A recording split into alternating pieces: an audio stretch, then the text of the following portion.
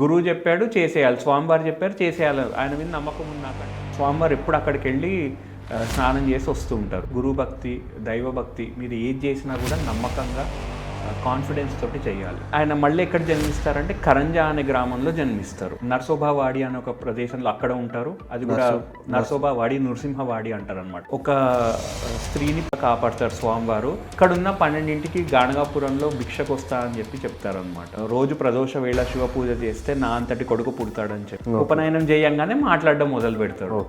వేదాలు అన్ని చెప్పడము చాలా బాగా చెప్తారు అనమాట. అందరు షాక్ అయిపోతారు, ఇంత చిన్న పిల్లవాడు ఎలా చెప్తున్నారు అని చెప్పి. మొత్తానికి తన సన్యాసం తీసుకొని మొత్తం దేశం అంతా తిరుగుతారు. శ్రీ కాశీ వెళ్ళి అక్కడ ఒక గురువు దగ్గర శిష్యరికం చేసి, గురువు గొప్పతనం ఎస్పెషల్లీ గురు చరిత్ర చదివిన తర్వాత, దత్తాత్రేయ స్వామి గురించి తెలిసిన తర్వాత, దక్షిణామూర్తి స్వామి గురించి తెలిసిన తర్వాత మళ్ళీ గురువులకి రెస్పెక్ట్ చేయడం స్టార్ట్ చేస్తున్నారు ఈ జనరేషన్.